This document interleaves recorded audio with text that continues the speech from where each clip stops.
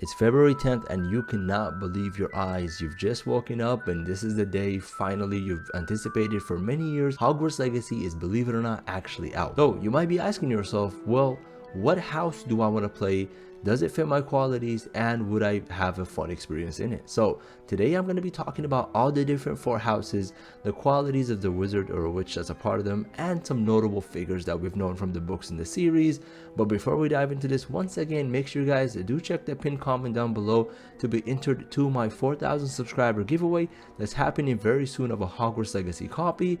And let's get straight into the video. Well, first, you probably might be asking yourself, what are houses within Hogwarts Legacy and Harry Potter in general? Because I'm guessing as the game nears release less than 2 weeks from now, there's going to be a lot of new members in the community looking to play this game.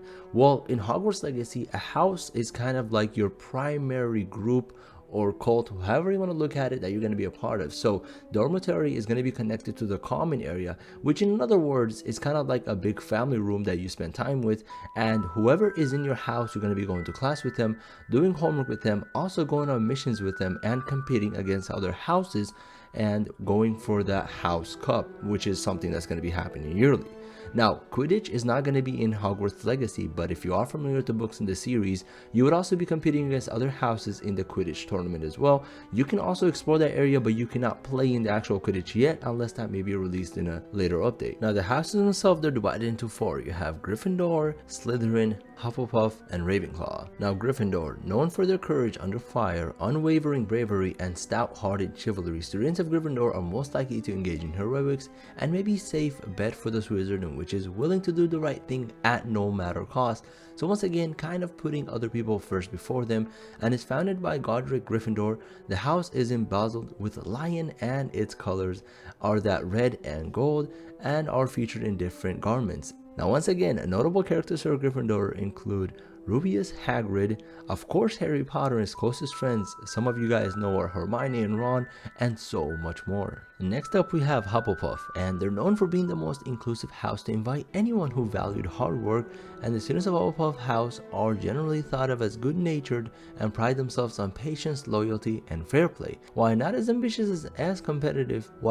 very ambitious and competitive as other houses, they are tied and shrewd and still capable of great things, even if they aren't likely to boast about their accomplishments.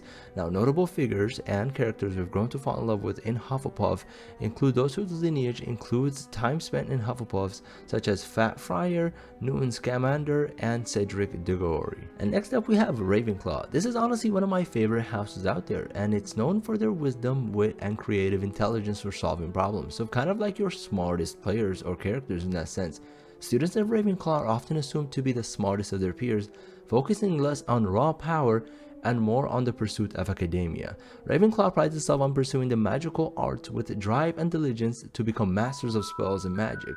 Now, when it comes to all these houses, the thing you need to realize is that you don't necessarily have to fit within this description to play that house. For instance, Hermione is extremely smart, right, and very intelligent, but she's a Gryffindor, right? So there's a lot of overlap between these 2 houses and houses in general, and you don't necessarily have to fit the full profile to play them, but it just kind of gives you a general idea of what these characters are within these houses.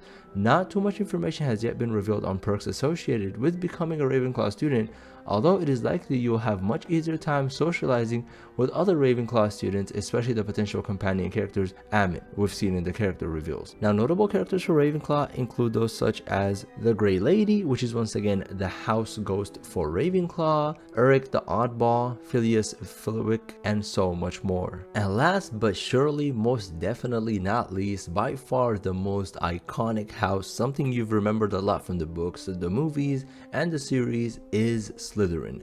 Now, Slytherin is known for striving for the cunning and ambition above all else. Students of Slytherin are often cast in more dubious light, as they are most often ones who plan to succeed in their endeavors with little regards for morality or consequences to others. Founded by Salazar Slytherin, the house is represented by a snake, and its colors are that of green and silver, and may be featured in garments and scarves worn by the students. These students also have access to the Slytherin common room, which you've seen here in the showcase I'm showing you, which is located down in the dungeons, and it has one of the most iconic and unique entrances, which I love, of the snake.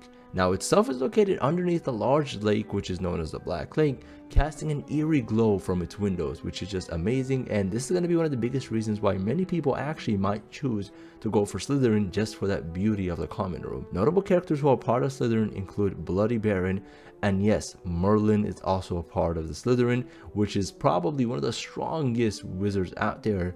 Tom Riddle, Severus Snape, and the Black family, so Sirius Black, etc., all Slytherin. So lots of very notable characters. Whether you love or hate them, you definitely do have to acknowledge their presence, because that's what you do as a Slytherin. You have a lot of presence. Now, me personally, as I promised you guys, I'm going to be going for my first playthrough being a Slytherin. Now, definitely do let me know what you guys are going to go for.